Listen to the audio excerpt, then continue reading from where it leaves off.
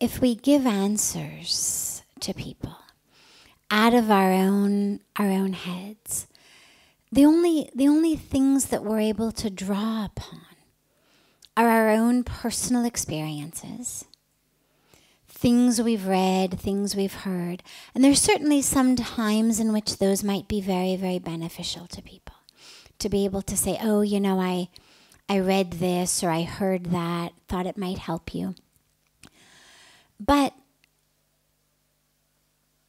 that which really is able to touch people comes not from my personal experience, comes not from something I've read. I don't have that wealth of knowledge. It comes only from one place, which is getting out of the way so that that which needs to be spoken can flow. And the way that I know that this is how it works is because of how it happened the very first time, which I'll share with you. And then this has been how I've committed to do it. Because every time you think, I know the answers, it never works. So about, I don't know, maybe 12, 13, 14 years ago-ish. I've been here 21 years, so maybe I had been here 7, 8 years or something like that. We were sitting in Puja Swamiji's garden with a group and having satsang, and somebody asked a question about anger and forgiveness. Now, it was a very standard type of question, the type of things that come up frequently. And Puja Swamiji, and at that time, he would answer all of the questions. And he turns to me and he says, Sadhviji. And at first I didn't even realize that it was that I had to answer it. I thought he was asking me something. And then I realized, oh, he wants me to answer it. And I had already been doing from the beginning a lot of writing on his behalf, so articles and books and stuff like that. And again, a topic like anger and forgiveness is something that he had spoken about a lot. And so when he says, Sadhviji, I closed my eyes for a moment and I did what I know how to do academically, which is shuffle index cards in my brain. I mean, as a student, before I would take an exam, I would put all of the things I needed to learn on index cards, and you'd see the question on one side and the answer on the other side. Or if I had to write long papers or reports or things, I'd put all of my notes on index cards and arrange them and organize them and then write the paper.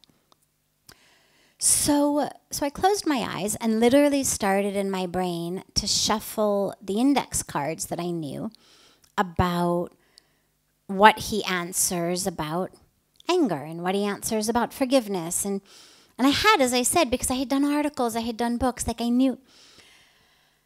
And I'm shuffling index cards in my mind. And if you had said to me, or if he had said, Sadhviji, in 15 minutes, get ready, you're going to have to answer that question in 15 minutes. We'll come back to you, and in the meantime, let's talk about something else. I would have been fine. In 15 minutes, I could have easily remembered and gathered in my brain enough pieces to give an intelligent few-minute answer on anger and forgiveness. But he didn't say that. And I wasn't given that 10 or 15 minutes in which to properly organize the index cards in my brain. And so as I closed my eyes and tried to do this, I started getting more and more anxious. Like any of us, whoever has had to take an exam or whoever gets put on the spot in a situation where really like your ego, your dignity, your whole sense of identity is at stake. I mean, you know, everybody's watching you and it's stressful. And the thing with stress is it actually inhibits your ability to remember and to think properly, which is why so many students who study well at home, they may know the answers, they show up at school, they panic on the exam, and they can't remember. And then they get bad marks and they feel stupid and maybe their parents yell at them. And so the next exam, they're even more stressed. I shouldn't blank out again. I shouldn't blank out again. Oh my God, oh my God, oh my God. And of course, that stress response ensures they're going to blank out again. So as I got more and more stressed, what I found was I couldn't remember anything. And something that had been such a common topic. I mean, if he had said, okay, leave my garden, go in your office and type me an article on anger and forgiveness, I could have brought it back in 15 minutes. But sitting there, I couldn't shuffle these index cards in my brain fast enough, and the stress made it so I couldn't even think properly. And I then had a moment that,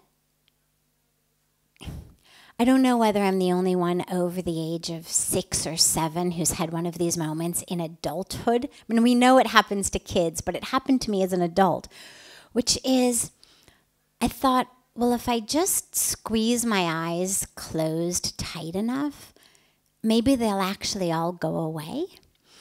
And maybe when I open my eyes, they won't actually all be sitting there staring at me. And I closed my eyes and I squeezed them really tight. And there was a part of me, there was a moment where I literally held on to that hope that I was going to open my eyes and the whole thing was just going to be a dream and I wasn't really going to be put on the spot by my guru and be on the verge of being humiliated. And I opened my eyes, and of course they're all still sitting there like you all are and staring at me.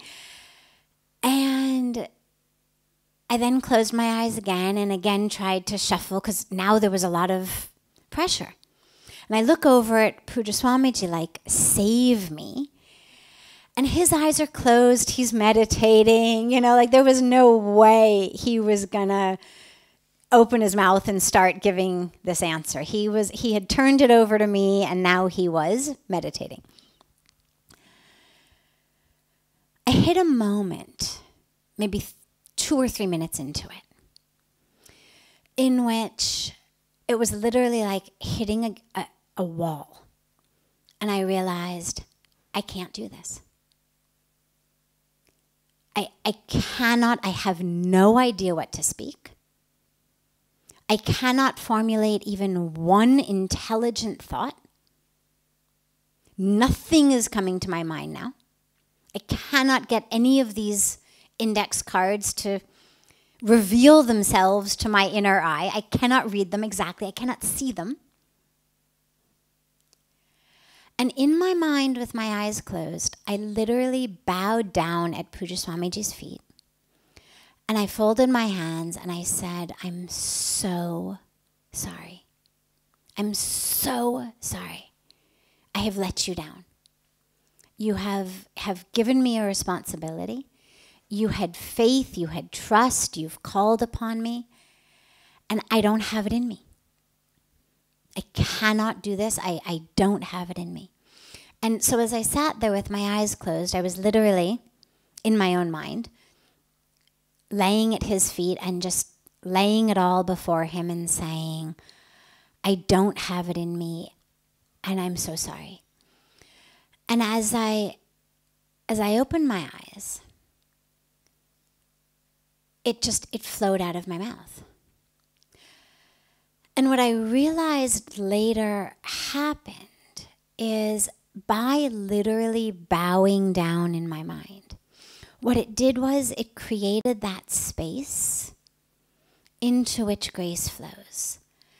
And so when I speak so frequently about getting ourselves out of the way, about getting out of the way of what we think is supposed to happen, who we think we are, what we think we know, I speak it from experience.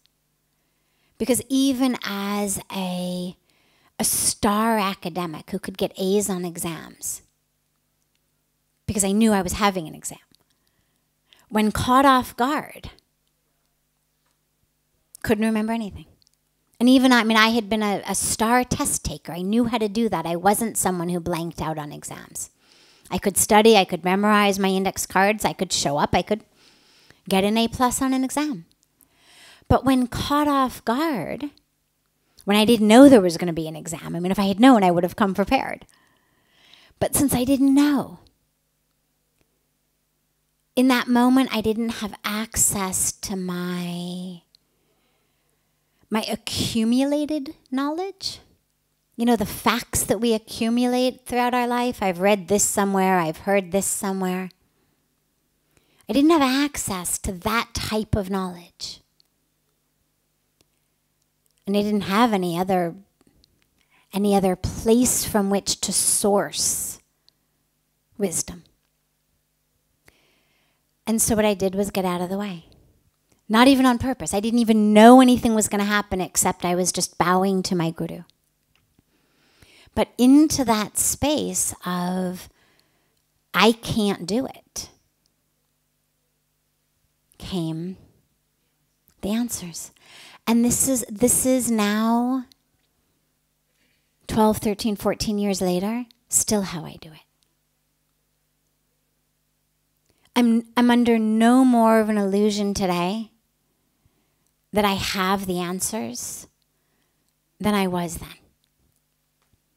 The only times that what comes out of my mouth touches people and inspires them is when I'm able to get out of the way. When it's not my intellectual brain shuffling index cards of what I know on the subject, but it's me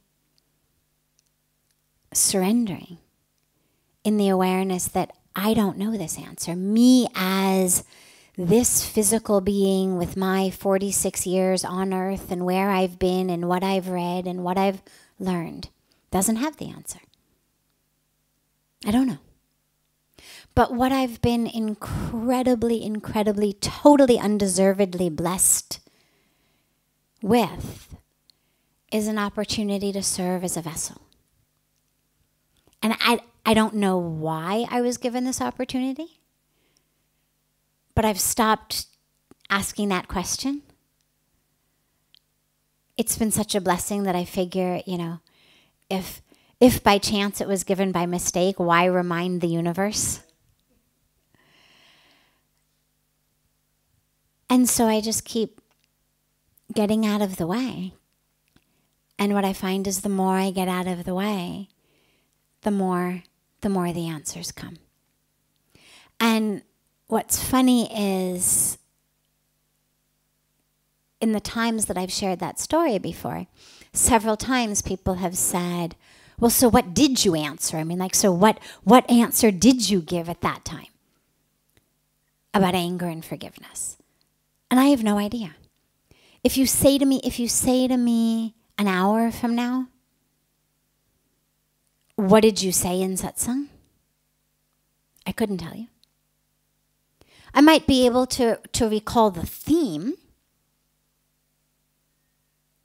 And sometimes when I'm sharing something, it'll occur to me, I think maybe a few days ago we were talking about something like this. And I'll say, I think we just recently were on this subject. It feels familiar to me. But it's literally like something is flowing through me. And so it's not about me knowing anything. It's about me being so acutely aware of the fact that I don't know. that I guess the universe has found a very willing vessel. Yeah.